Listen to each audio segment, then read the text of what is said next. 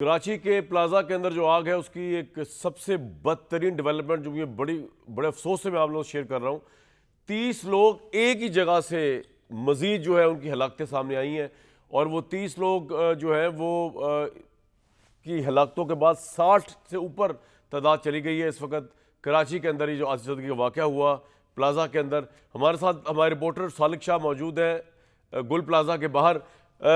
सालिक शाह, कल और परसों हम आपसे जब बात कर रहे थे तो हम ये बात कर रहे थे कि 25 के करीब लोग हैं जो लापता है, उनका पता नहीं चल रहा।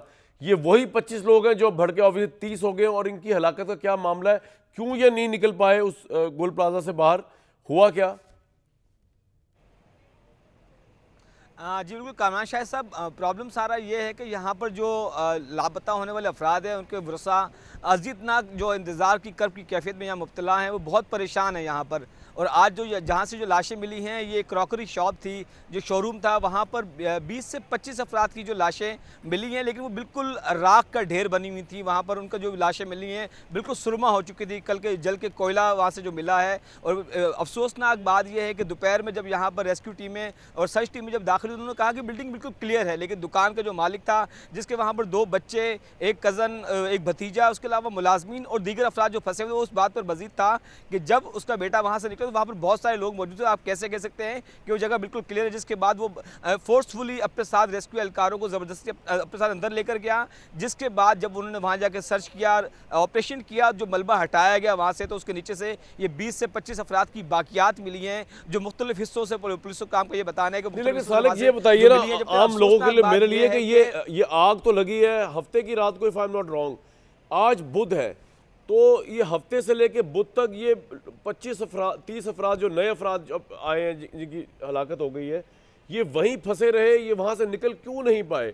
और अगर ये नहीं निकल पाए तो जो फायर फाइटर लगे हुए हैं हफ्ते की रात से रेस्क्यू करने वाले, ये उन तक क्यों नहीं पहुँच पाए, उनको क्यों नहीं निकाल पाए? आज तो बुध हो गई है ना भाई।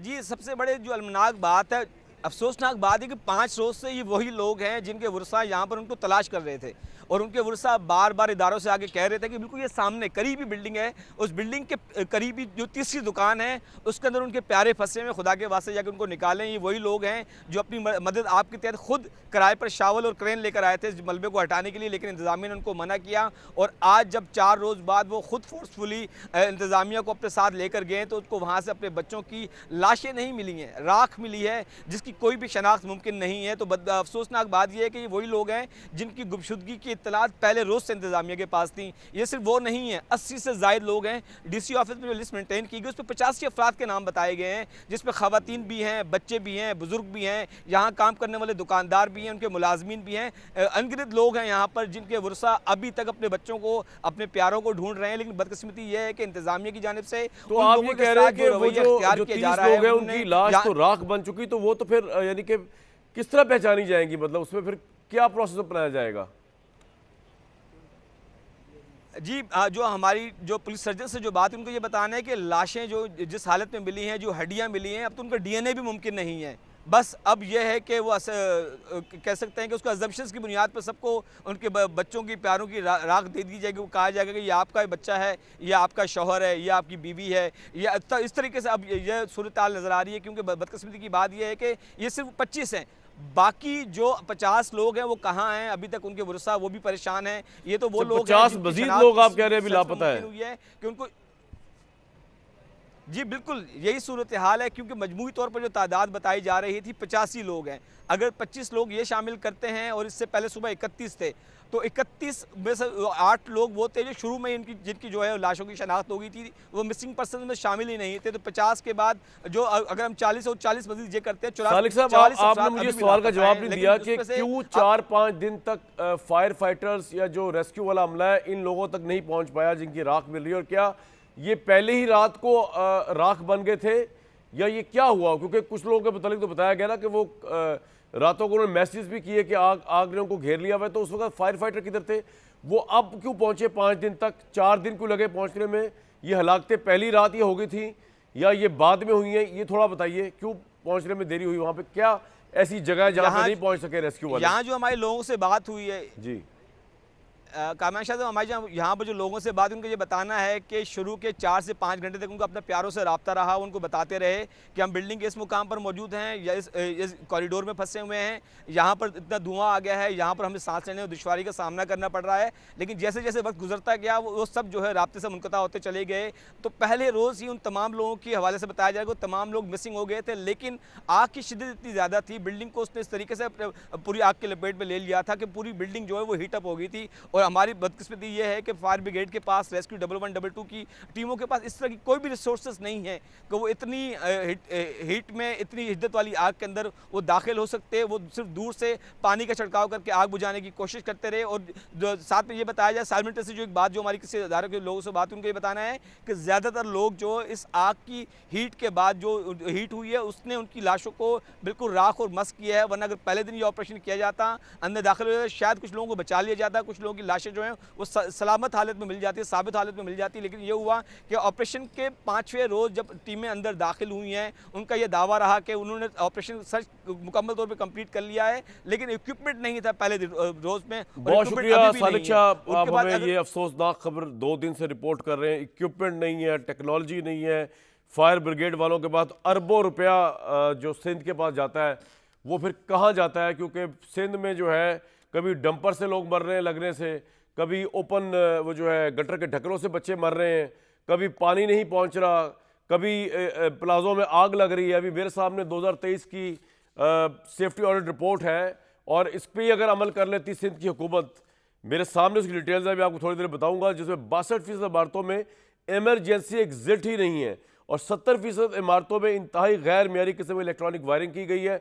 उसका मतलब ये है कि जब मियारी वायरिंग नहीं होगी तो वो वायरिंग कभी भी स्पार्क कर सकती है। 2023 के ऑडिट में 45 इमारतों का मुआयना किया गया, जिसमें 29 इमारतों को गैर तसल्लीबख्श करार दिया गया। बेशतर बुलंद इमारतों और कारोबारी मराकज़ के स्टैंडर्ड फाइटर सेफ्टी ना होने का इंकशाफ हुआ है। 62% जिस आपको बताया इमारतों में इमरजेंसी एग्जिट ही नहीं। 267 बड़ी रिहायशी कमर्शियल इमारतों में सिर्फ 6 इमारतों में आग बुझाने के आलात मौजूद हैं। 90% इमारतों में 90%, ये 1, 2 या 10, 20 की बात, 90% इमारतों में फायर अलार्म्स और स्मोकिंग डिटेक्टर्स ही नहीं थे। इन इमारतों में हज़ारों शहरी रहायश पजीर या काम करते हैं। ये हादसा कभी भी दोबारा हो सकते हैं। मेरे साथ कराची के साबिक मेयर वसीम अख्तर साहब, शमीरा फारूकी साहिबा, शौकत यूसुफजई साहब और इफ्तिखार अहमद साहब मौजूद हैं। वसीम अख्तर साहब, आप मेयर रहे कराची के, कराची तबाही के दहाने पे है। कराची में बिला वजह लोगों की अमवात होती हैं, बिला मौत लोग मरते हैं, कभी डंपर लगने से मरते हैं, कभी आतिशदगी मर जाते हैं, कभी टेररिज्म से मरते हैं, कभी स्ट्रीट क्राइम से मरते हैं। कराची को ओन करने को तैयार नहीं है। कराची का मसला क्या है? देखिए कामरान साहब, ऐसा है कि कराची की जो पॉपुलेशन है ना वो 4 करोड़ से ज़्यादा हो चुकी है इस वक्त जनाब, क्योंकि आज तक सेंसस तो सही हुआ नहीं है। यहाँ सेंसस में तो कोई 1.25 करोड़ दिखाते हैं, मगर 4 करोड़ से ज़्यादा की आबादी है। ये मतलब एक मुल्क की तरह है कराची शहर। और जो आपने अपने इंट्रो में कहा कि कराची में 200 से ज़्यादा टैंकर्स के नीचे लोग आके वफात हुई उनकी, उसके बाद गटर के अंदर गिरते हैं बच्चे, एक्सीडेंट से मरते हैं लोग। ये मामूल है कराची का, यहाँ कोई पुरसाने हाल नहीं है। अब मैंने जहाँ आपको पॉपुलेशन की बात बता रहा हूँ जी, ये मैनेजेबल नहीं है इस गवर्नमेंट से। ये गवर्नमेंट 17 साल से हुकूमत कर रही है और इस किस्म के वाक़यात इन्हीं की गवर्नमेंट में होते रहे हैं। सिर्फ ताज़ियती बयान आता है 2 लाइंस का और दैट्स इट। उसके बाद फिर दूसरे हादसे का इंतज़ार शुरू हो जाता है। ये रूटीन में है मामला। अब जो डिपार्टमेंट जिम्मेदार हैं वो बिल्डिंग कंट्रोल अथॉरिटी है, फिर इनकी जो मेंटेनेंस की बिल्डिंग की एसोसिएशंस होती हैं उसकी भी बड़ी जिम्मेदारी होती है। Routine check building control authority का नहीं होता है। एक दफ़ा बिल्डिंग बन गई, उसमें फायर एग्जिट है नहीं है, उनका कंसर्न नहीं रहता, क्योंकि इतनी ज़्यादा करप्शन है इस शहर में, इस सूबे में, कि सब रिकॉर्ड टूट चुके हैं। तो जब ये हालात हों और गवर्नमेंट जो 17 साल से है वो मैनेज नहीं कर पा रही है, इतना बड़ा शहर है, मैनेज नहीं कर पा रही है। इसीलिए आवाजें उठ रही हैं कि बल्दियाती निज़ाम को मजबूत किया जाए। जो आइन कहता है, जो सुप्रीम कोर्ट का फैसला है, आर्टिकल 140A को इन लेटर एंड स्पिरिट इंप्लीमेंट कराया जाए ताकि बल्दियाती हुकूमतें मजबूत हों, और या फिर एडमिनिस्ट्रेटिव यूनिट्स बने, क्योंकि ये गवर्नमेंट तो नाकाम हो चुकी है। अगर माजी की कोई गलतियां थी किसी की भी, दूसरी जमातों ने भी कराची पे रूल किया है, अगर उनकी गलतियां थी तो 17-18 साल में तो उनको एड्रेस किया जा सकता था। आपने नहीं किया एड्रेस, लगातार ये हादसात हो रहे हैं। आप कराची का हाल तो देखें, मेरे ख्याल में आप काफी अरसे से आए नहीं हैं। जी जी जी। एक एक सड़क जो है वो 3-3 साल ले रही है बनने में। समझ नहीं आता, जो टैक्स कलेक्ट किया जाता है ऑन सर्विसेज ओनली वो 300 अरब है, और एनएफसी का तो वो उसका तो तादाद ही आप सोच नहीं सकते कितना पैसा आता है यहाँ। मगर अफसोस कि ना तो पानी पीने का मिलता है यहाँ घरों में, ना हेल्थ है, ना एजुकेशन है, ना ट्रांसपोर्ट है, ना सड़कें। लेकिन वसीम साहब, सिक्योरिटी का मुझे निजाम एक बात अल्लाह बताएं, हाफिज क्यों है। ऐसा नहीं है? क्योंकि अब तो देखें जैसे भी हुआ, लेकिन कराची में पीपल्स पार्टी ने सीटें भी निकाली, आपको भी सीटें मिली। तो अब पहले तो चलो ये हुआ करता था कि एमक्यूएम सारी सीटें ले जा करती थी कराची की, हैदराबाद की, और तो कराची जो है पॉलिटिकली स्पीकिंग जो है वो इनकी गवर्नमेंट पीपल्स पार्टी कहती, कराची ने हमें वोट ही नहीं दिया। हम, हालांकि ये भी सोच गलत है अगर ये सोच है पीपल्स पार्टी की, लेकिन प्रॉब्लम ये है कि कराची आपका दारुल हुकूमत, दारुल खिलाफा है, आपका हेडक्वार्टर है। कराची का मुवाजना लंदन से कर सकते हैं आप, टोक्यो से, यानी कि जो बड़े बड़े बिजनेस के कॉस्मो किस्म के जो शहर होते हैं उनसे आप मुकाबला मुवाजना करते हैं ना, जहाँ पे पूरा आपका एक माशी हब है। तो गवर्नमेंट को वोट पड़े या ना पड़े, लेकिन ये हर गवर्नमेंट कंसर्न होना चाहिए कि कराची सिंध का भी फेस है, पाकिस्तान का भी फेस है, बिजनेस का भी फेस है। तो क्यों उससे ये सलूक बढ़ता जा रहा है कि हर साल पिछले 20 साल 25 सालों से हम यही रिपोर्ट करते आ रहे हैं, कराची को पुरसाने हाल ही नहीं? क्या वजह है, क्यों पीपल्स पार्टी सीरियस नहीं है? ये तो उनके खिलाफ जा रही है ना बात, पॉलिटिकली भी और हर लिहाज से। देखिए कामरान भाई, आप जानते हैं, अब पूरा मुल्क ही जानता है कि अब वोट मैटर करता नहीं है ना। क्या लाहौर में वोट पड़ा था मुस्लिम लीग नून को? मगर वो डेवलपमेंट तो कर रहे हैं अपना सूबा बना के। यहां ओनरशिप नहीं है, यहां ओनरशिप माइनस है, जीरो भी नहीं माइनस में जा रहा है।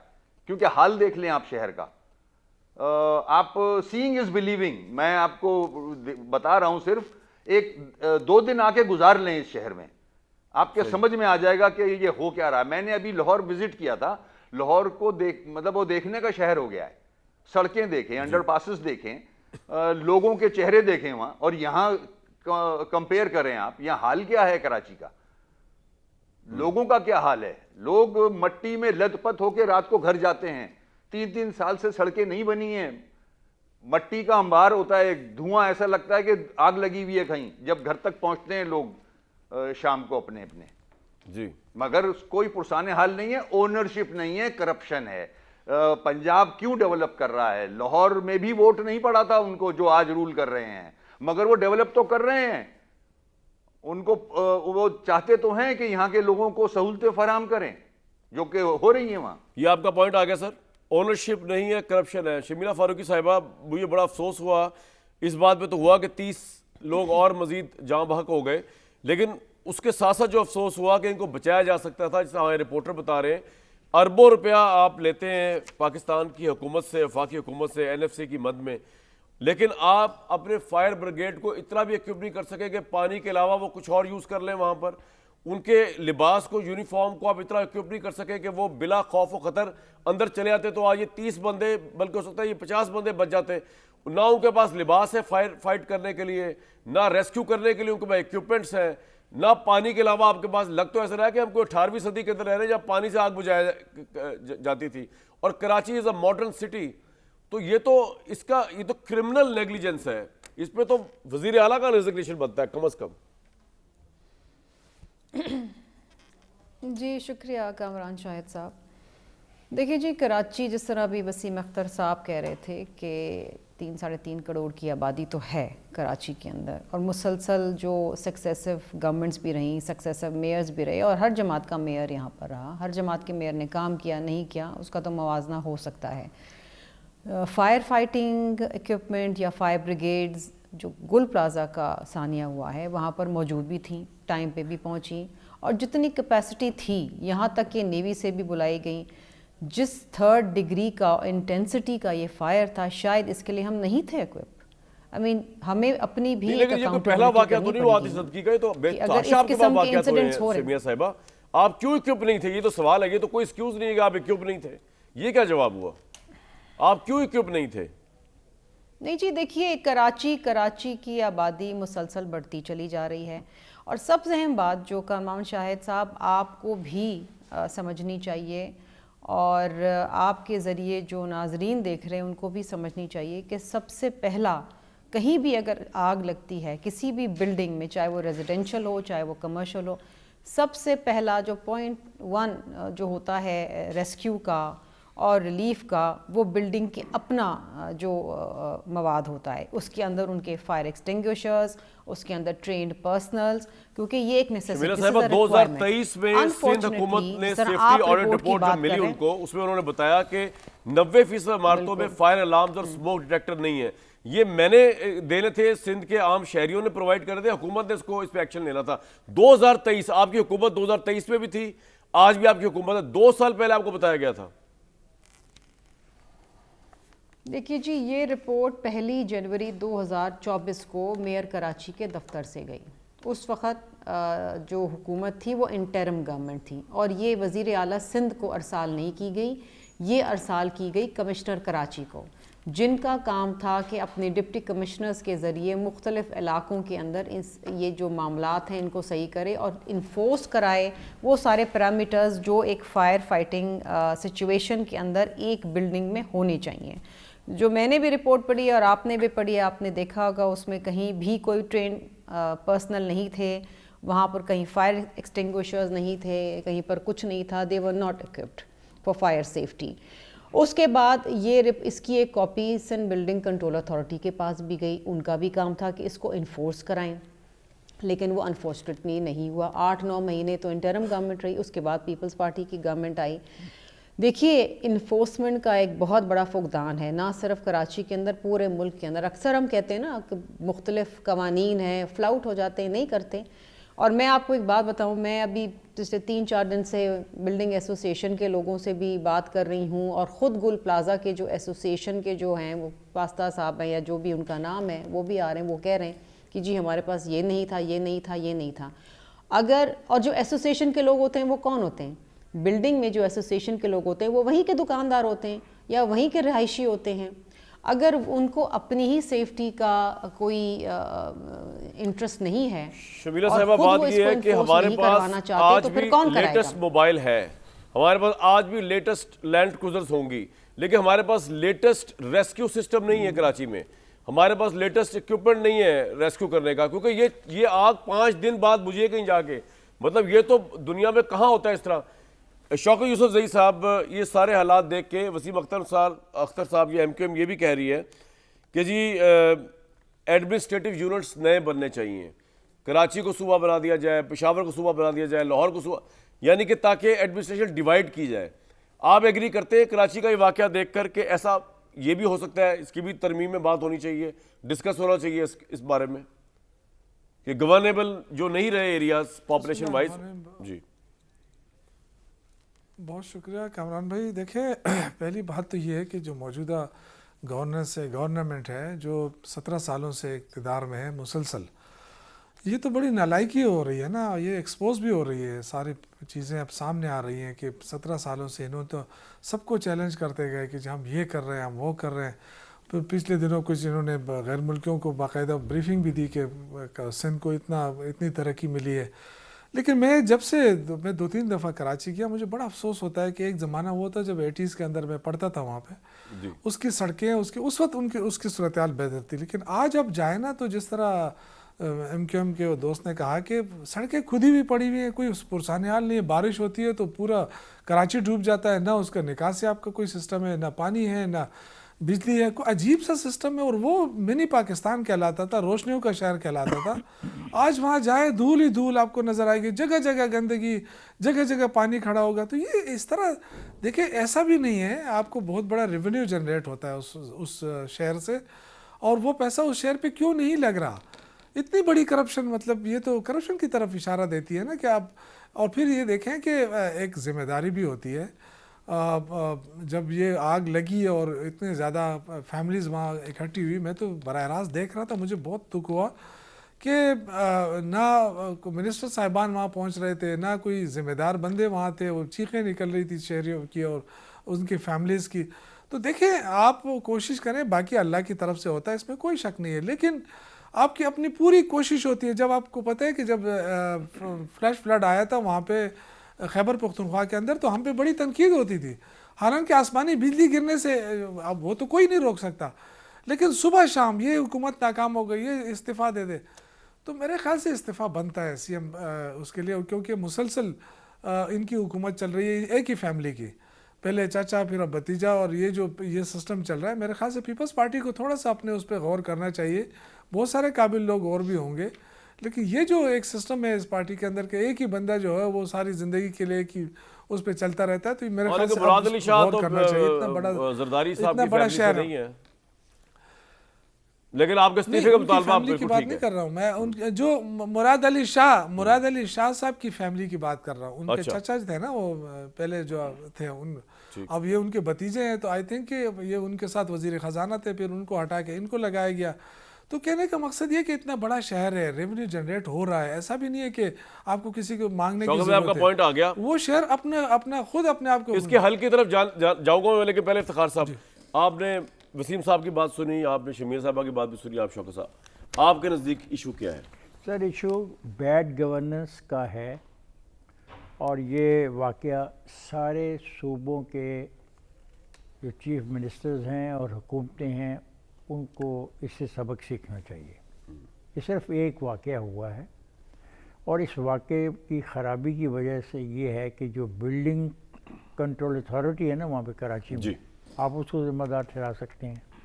बाकी जगह पे कोई डेवलपमेंट अथॉरिटीज़ और होंगी, ये उनके फ़राइज़ में शामिल था कि जिस बिल्डिंग को वो अप्रूव कर रहे हैं, क्या वो बिल्डिंग बाई लॉज के मुताबिक अप्रूव हो रही है, और अगर बिल्डिंग बाई लॉज के मुताबिक अप्रूव नहीं हुई तो अब वक्त आ गया है कि तमाम सूबों को कम से कम इस वाक़े सहने के बाद अगले 6 महीने में अपने अपने इलाके में मौजूद तमाम ऐसे कमर्शियल बिल्डिंग्स का पूरा सर्वे करना चाहिए।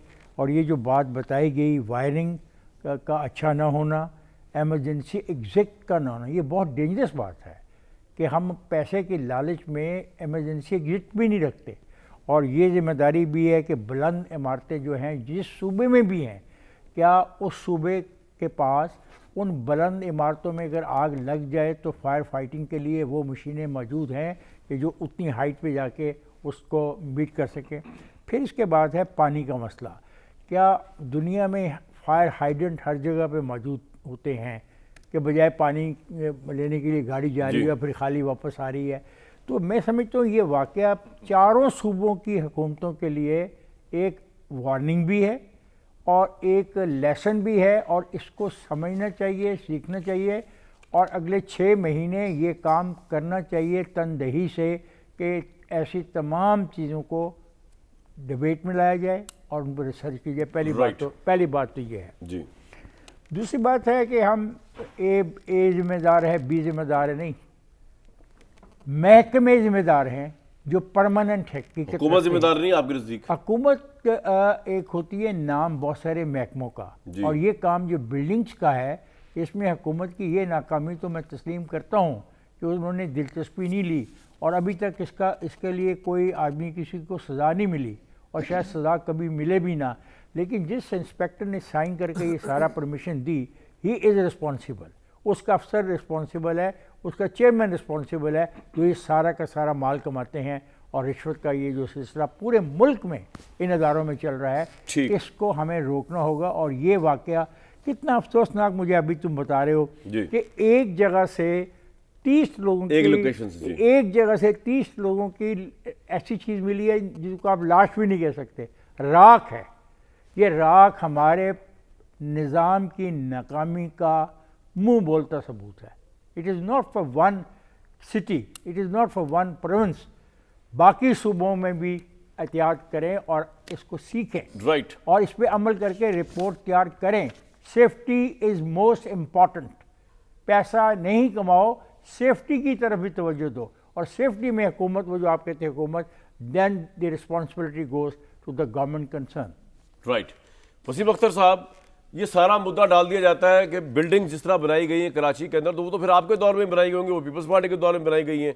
ये 15-15 स्टोरी इमारतें जो खड़ी कर दी गई हैं, जिनका जो नाजायज़ तजावज़ात पे भी खड़ी कर दी गई हैं, जायज़ तजावज़ात पे भी खड़ी कर दी गई हैं, ना उनका कोई एग्जिट सिस्टम है, ना उनका कोई और मैकेनिज्म है। तो ये बिल्डिंग को जो अथॉरिटीज़ को जिम्मेदार शमीला साहबा भी करार दे रही हैं और इफ्तिखार साहब भी, ये जिम्मेदारी तो फिर ये तो चेंज नहीं हो सकता। जो बिल्डिंग्स खड़ी होगी वो तो ठीक हो ही नहीं सकती।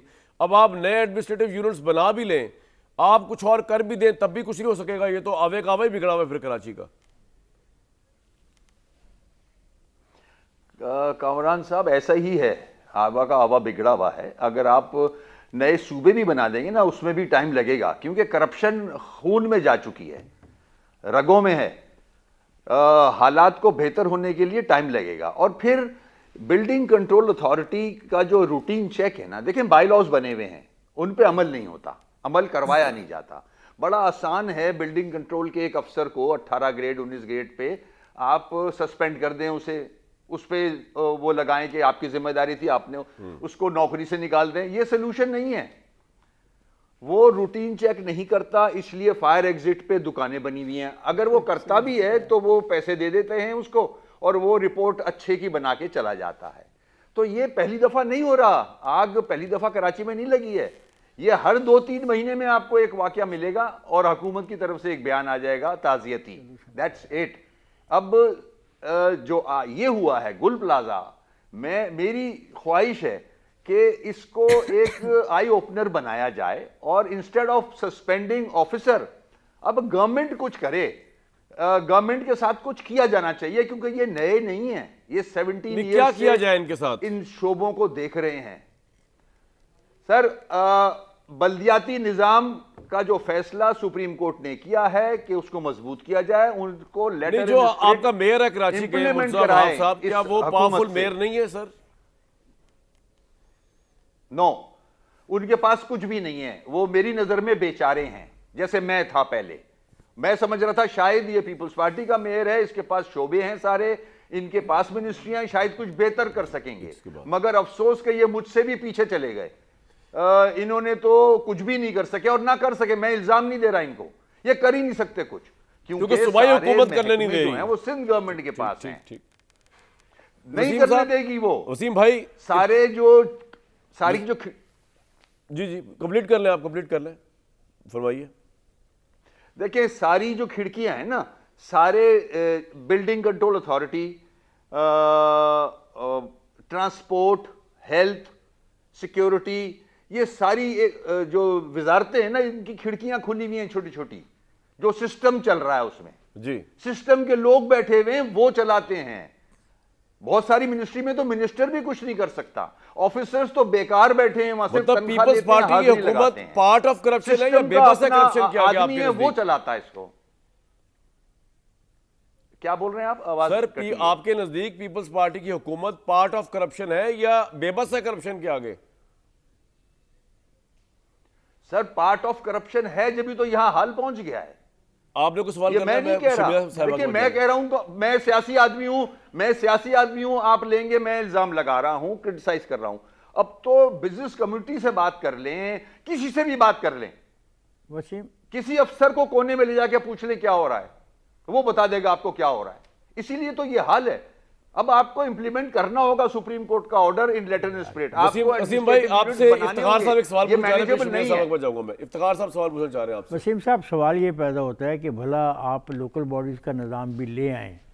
सवाल ये पैदा होता है कि बिल्डिंग्स को प्रोटेक्ट करने के लिए जो कवानीन चारों सूबों में मौजूद हैं, क्या अब वक्त नहीं आ गया कि चारों सूबों की हुकूमतें इस शाने से सीखें और जितनी भी बिल्डिंग्स उनके कंट्रोल में हैं उसको सर्वे करके वो तमाम सहूलतें वहाँ पे फराहम करें जिसकी ज़रूरत आज इस साने ने हमें दरवाजे पे दस्तखत दिए कि भाई जागो और होश करो। भाई हो ही नहीं सकती, जिस तरह बिल्डिंग्स वहाँ बनी हुई हो ही नहीं सकता। मैं ये कह रहा हूँ, बिल्कुल आप मैं ये कह रहा हूँ, भाई। ये चारों सूबों के लिए देखें ना, हमारे अपने शहर के अंदर भी ऐसी बिल्डिंग है कि अगर कोई भगदड़ मिट जाए और भागने का रास्ता अगर एक हो तो फिर डेथ ही होंगी। सर ये आपका पॉइंट आ गया। मैं अभी आप ठहर जाइएगा वसीम भाई, एक मिनट ठहर जाइए। एक सेकंड, जी, मैं जी। जवाब दूंगा इसका। जी, क्विकली सर। मैं इसका जवाब दे दूं इफ्तिखार साहब का। देखें इफ्तिखार साहब, आप बिल्कुल सही कह रहे हैं, मगर मैं जिस आर्टिकल की बात कर रहा हूं, आर्टिकल 140A की, अगर ये इंप्लीमेंट होता है, सिंध गवर्नमेंट करती है इंप्लीमेंट या इससे करवाया जाता है, तो ये पूरे मुल्क के लिए है, सिर्फ कराची के लिए नहीं है, सिंध के लिए नहीं है। आई एग्री सर आपका पॉइंट आ गया। सारी गवर्नमेंट के लिए ये आइन का आर्टिकल है। शबीला और जहां साहबा, आपने अभी बात की थी कि आपने अभी एक बात की थी कि हाइड्रेंट्स होने चाहिए आग बुझाने के लिए, तो इफ्तिखार भाई कराची में तो बिलावल हाउस में भी टैंकर डलता है पानी का। चलो जी, बात ही नलों में खत्म हो पानी नहीं आता है गई। यहाँ। शबीला साहिबा, यूसुफ रजा गिलानी साहब के दौर से अल्हम्दुलिल्लाह जो परसेप्शन बना आप लोगों का करप्शन का, वो आज भी वसीम अख्तर साहब डंके की चोट पे बता रहे हैं कि आप लोग करप्शन का पार्ट है।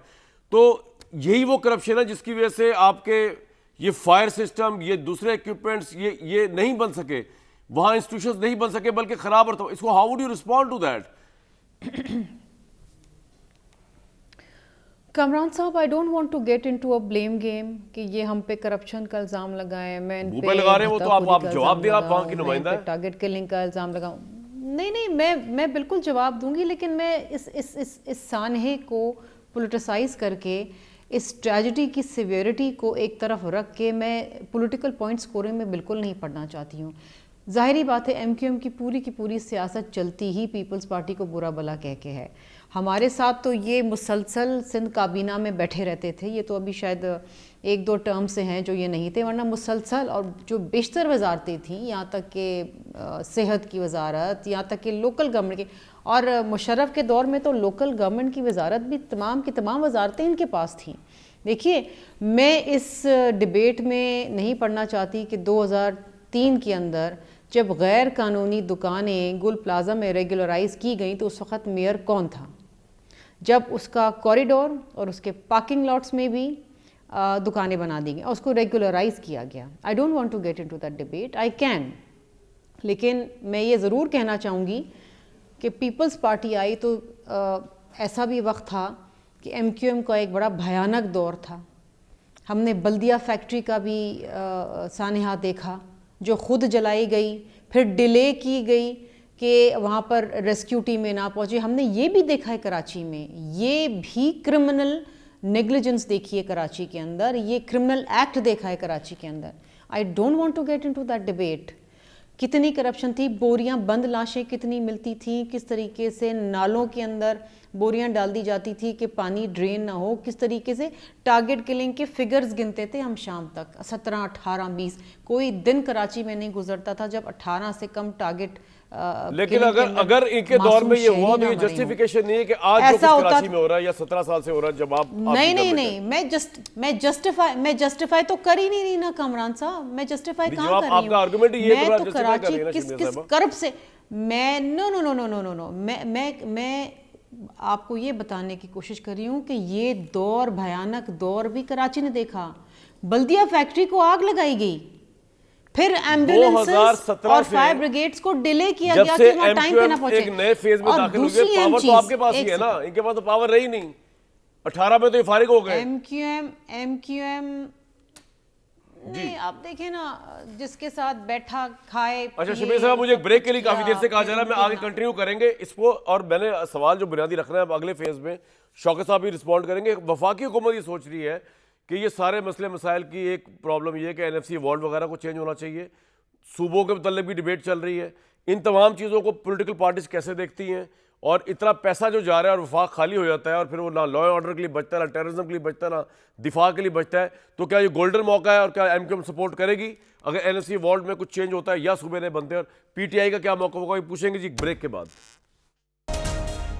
शौकत यूसुफजई साहब, ये सारी डिबेट जो आप सुन रहे हैं, मैं कल प्राइम मिनिस्टर को भी सुन रहा था, वो कह रहे थे कि KP ने भी कुछ नहीं किया, NFC का 800 अरब वो ले गए और वो करते कुछ नहीं है एक्सेप्ट कि टेररिस्टों को बसा। मुझे लग रहा है कि जो नई तरमीम आ रही है उसमें शायद नए सूबों का जिक्र भी हो सकता है और एनएफसी में भी कुछ छेड़छाड़ हो सकती है। What will be your take Shaukat साहब इसके ऊपर अगर ऐसा होता है? देखिए कामरान भाई, दो चीज़ें हैं। एक तो हुक्मरानों की अपनी प्रायोरिटी होती हैं, जो सिंध के हवाले से जो तनकीद हो रही है ना, तो प्रायोरिटी के मसाइल हैं, और कुछ वहाँ पे सियासत हो रही है, बहुत बुरी तरह की सियासत हो रही है। और दूसरा ये जो एनएफसी की बात है ना, देखिए एनएफसी का मसला ये है कि एनएफसी का रेगुलर वो होता नहीं है जो आबादी के लिहाज से या किसी और चीज़ के, कहीं पे आबादी है, कहीं पे पसमानदगी है, कहीं पे, तो वो चीज़ होती नहीं है। एक दफ़ा एनएफसी हो जाती है फिर उसकी मीटिंग ही नहीं होती है, तो उसमें आबादियाँ बढ़ जाती है। अब जैसे खैबर पख्तूनख्वा है, अब बल्कि 1400 पहले अरब ये आपका, लेट बी 2-2.5 करेक्ट। करोड़ की आबादी थी। अब जी जी जी। अच्छा, वो जो है ना, उसके बाद अब उसके साथ फाटा शामिल हो गया है 2018 में।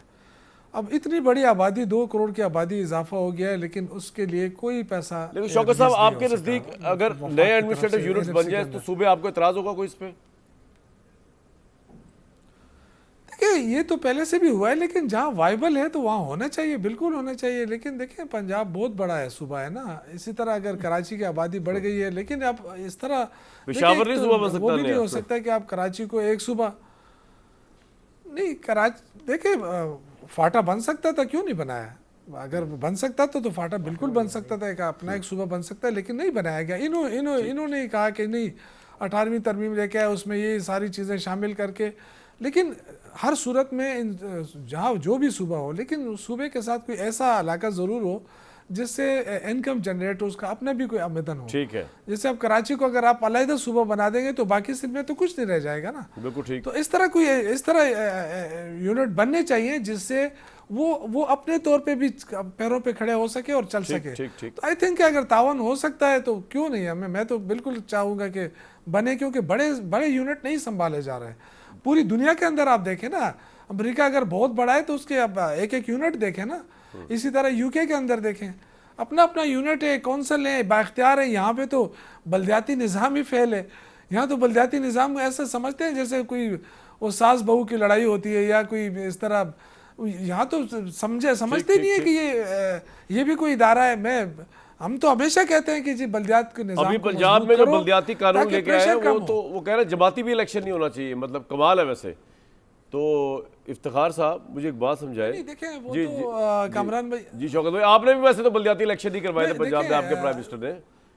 2015 के बाद तो इधर कोई इलेक्शन हुआ ही नहीं। मैं तो हमेशा देखे, मैं कामरान भाई, मैं हमेशा कहता हूँ कि बल्दियाती निज़ाम हो मौसर तरीके से हो और उनको फुल इख्तियार मिलना चाहिए। मैं आपको मजे की बात बताऊं, MPs है, हमें खुद MP मुझे इमरान खान साहब ने खुद बताया मैं खुद MP कि जी हमने बल्दियाती इंतखाब इसलिए नहीं कराया पंजाब में कि मेरी पार्टी ने कहा कि इतनी हमारी मकबूलियत नेगेटिव में जा चुकी है कि इलेक्शन करवाएंगे तो हर हुक्मरान, कोई हुक्मरान नहीं चाहता कि डीवैल्यू हो, डेवल्यूशन ऑफ पावर हो। ये लाजमी करा, ये इतनी ये तरमीम लाए हैं ना, एक तरमीम और लेकर आए कि एक ही वक्त पे होंगे बल्दियाती इंतखाबात, चाहे बारिश हो, चाहे गर्मी हो, चाहे सर्दी हो, जो भी हो, चारों सूबों में एक ही वक्त पे बल्दियाती सिस्टम हो ताकि सिस्टम चले। इफ्तिखार साहब कुछ कहना चाह रहे हैं? सूबाई हुकूमतें, कौमी शौकत भाई आपका पॉइंट आ गया, पॉइंट बिल्कुल आ गया जी। इफ्तिखार साहब, आई सपोर्ट शौकत यूसुफजई का एक बहुत ही अच्छा पॉइंट इसने रेज़ किया है कि चारों सूबों में बैक वक्त बल्दियाती इंतखाबात आइन में दिए गए तरीक़ेकार के मुताबिक हों और उनको वो तमाम अख्तियार दिए जाएँ जिसका हवाला ये शौकत यूसुफजई अमरीका और बरतानिया के हवाले से कर रहे हैं कि मुकामी हुकूमतें ही मामलात को हैंडल करें और चलाएं, क्योंकि वो लोग इलेक्टेड जो होते हैं वो ज़्यादा रिस्पॉन्सिबल होते हैं and they are more answerable to their voters. लेकिन सर कोई पावर छोड़ने को तैयार नहीं है ना, इनके प्राइम मिनिस्टर भी छोड़ने को तैयार नहीं थे, अब ये वाले भी छोड़ने को तैयार नहीं है। बात ये प्राइम मिनिस्टर के ताकत या पावर छोड़ने की नहीं है, बात एक असूल की है। आइन में एक चीज़ का तयन कर दिया गया। मैं एक लफ्ज़ और कहना चाहता हूँ, आइन में कर दिया गया ना तयन, लेकिन हिंदुस्तान के आइन में जाके एक मुद्दत के बाद गालिबन 94 में आइन के अंदर 73rd एंड 74th अमेंडमेंट करके बल्दियाती इंतखाबात के क्या फ़राइज़ होंगे, क्या हकूक़ होंगे, वो कैसे अमल दरामद करेगा, उसकी पूरी डिटेल दी गई है। तो मेरा मुतालबा ये है कि पाकिस्तान के अंदर भी ये डिटेल तय की है कि क्या होगा। और ये बहुत अच्छी बात है शौकत ज़ई की कि एक वक्त में कराने का फायदा ये दूसरे होगा। कमरान भाई जी शौकत साहब, चारों सूबों के लिए एक ही रोल, एक ही, चारों सूबों के लिए एक ही कानून हो। ये जो हर सूबा अपने लिए बलदियाती बिल्कुल सिस्टम ठीक। बनाता है ना अपने मर्जी के मुताबिक, ये नहीं होना चाहिए। सारे चारों सूबों का एक ही कानून होना चाहिए बलदियात का, उनको बिल्कुल माली तौर पे उनको पावरफुल बनाया जाए और वही उनके हवाले किया जाए। सड़कें बनाना, गली बनाना, वो तो ये एक क्या हम मुशर्रफ के मिनिस्टर दौर बन में के हुआ भी था गलियों भाई, के जब पीछे डिक्टेटर फिरते का दौर रहते आया हैं। था। That is the only time जब नाजिम जो था पावरफुल था, बल्दियाती निज़ाम पावरफुल। जितनी गालियां दे रही हैं आप मुंह भर के दे दें, लेकिन वो बंदा कमाल दिखा गया। वसीम अख्तर साहब, आपने गुफ्तगू सुन रहे थे, आप शमिया साहबा फरमा रही थी कि ये बिगाड़ जो है वो सिर्फ उनकी तरफ से नहीं, आप लोगों की तरफ से भी है। मेरा सवाल ये कि आप वफाकी हुकूमत कोई नई तरमीम ऐसी लाना चाह रही है जिसके अंदर NFC को छेड़ा जाए या जिसके अंदर नए सूबों की बात की जाए, उसमें MQM का क्या मौक़िफ़ होगा?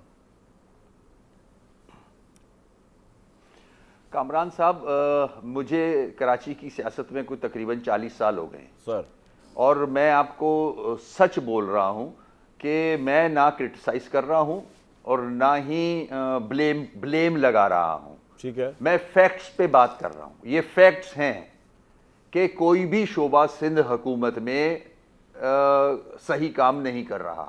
किसी भी शोबे को उठा के देख ले, ट्रांसपोर्ट से लेके कोई भी शोबा, water board, sewage, solid waste management board, सब नाकाम हो चुके हैं और 17 साल से यह हुकूमत काबिज है।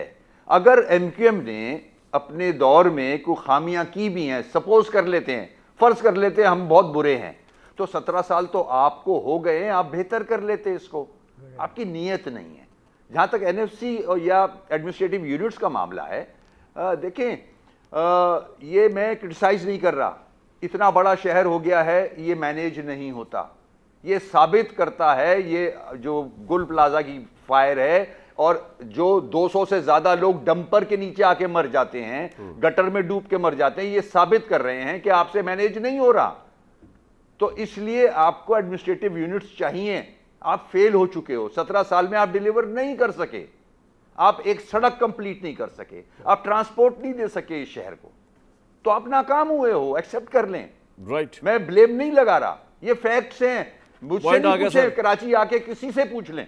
पॉइंट आ गया सर। शमीर साहब, आप कुछ कहना चाहेंगे आप? और दूसरी बात ये कि अगर हुकूमत 18वीं तरमीम को किसी भी तरीके से छेड़े तो आप क्या करेंगे पीपल्स पार्टी? क्योंकि 2/3 मेजोरिटी हो गई है नून लीग के पास। कामरान साहब, 18वीं तरमीम को रोल बैक करने की ख्वाहिश नहीं, इनकी छेड़ा। ख्वाहिश ही रहेगी। अच्छा, 18वीं तरमीम के ज़रिए सूबे बाख्तियार बने हैं।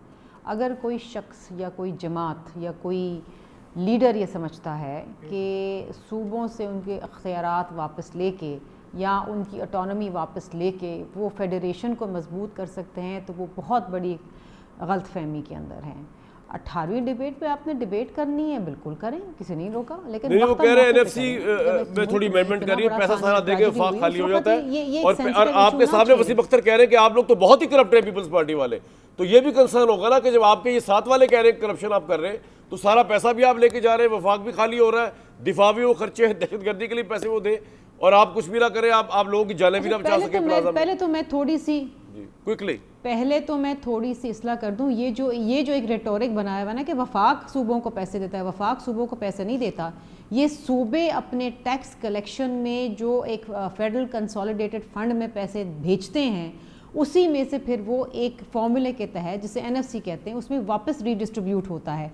हम कलेक्ट करके देते हैं। जिस तरह पिछले दिनों बिलाल भुट्टो जरदारी साहब ने बताया कि जब हमें टैक्स कलेक्शन दिया गया ऑन गुड्स, जब वफाक करता था तो 18.6 अरब नहीं, था। वो कराची में लेकिन जो जब पूरे सूबों को पाकिस्तान का मिला, टैक्स बिल्कुल इकट्ठा होता है, सिंध वो को मिला, कराची का तो टैक्स थोड़ी 300 है अरब हम या सिंध कलेक्ट का। करते हैं। वो तो पूरे पाकिस्तान का है, वो तो हेडक्वार्टर्स तो कंपनीज के वहाँ कराची पे है ना। सबसे ज्यादा टैक्स भी देता है। नहीं, कराची से ज्यादा टैक्स नहीं देता, पूरा पाकिस्तान टैक्स देता है। आपके पास कितना सबसे ज्यादा होता है? कराची शमीला सबसे साहिबा, ज्यादा आपके टैक्स हेडक्वार्टर्स देता हैं है मल्टीनेशनल वफाक को। कंपनीज कराची के, सबसे ज्यादा टैक्स आपके देता है। IPPs के, आपके बिजली घरों के, तो इसलिए इकट्ठा वहाँ हो जाता है। उसके वो है तो टैक्स तो पूरे पाकिस्तान से इकट्ठा हो रहा है किस वजह से ना। नहीं एक होता है? कराची खाली शहर तो जिस पूरे वजह पाकिस्तान से पे भी भारी नहीं हो होता सकता ना। है, वो पूरा पाकिस्तान कराची में है कामरान साहब, जी वो किसी और शहर, किसी और सूबे में नहीं है। हमारे शहर में बेशक Quickly बोले हम, क्या करें? बिजली की कंपनियां हो, लेकिन वो है कराची में। इफ्तिखार साहब, तो कराची ये टैक्स सुनने कलेक्ट पुकार, करके जी। देता है ना। शर्मिला, मैं एक बात कहना चाहता हूँ कि अगर ये डिबेट है कि NFC अवार्ड में चेंज करनी है या 18वीं तरमीम को करना है, तो जो इसकी मुखालफत कर रहे हैं वो हमारे सामने पेश करें कि 18वीं तरमीम में एक क्या, मैं आपको पेश करता हूं, 18वीं मैं तरमीम ब्रेक में के बाद क्या, पेश करता 18वीं तरमीम में हूं, एक क्या। ब्रेक के बाद पेश करता हूं जो आप कह रहे हैं, ब्रेक के बाद। इफ्तिखार साहब, सर मुल्की मफाद में ये है कि जो डिबेट है NFC अवार्ड के बारे में या 18वीं तरमीम के बारे में, जो इसके में तरमीम पेश करना चाहते हैं वो पेश करें अवाम के सामने, एक नेशनल डिबेट हो जाए, फिर फैसला करें। फैसला जब होगा ना तो फिर इस तरह की डिबेट्स में कोई नहीं जाएगा, फैसला हो जाएगा। हमने कॉन्स्टिट्यूशनल कोर्ट बना के दिखाया। कल तक इजाजत।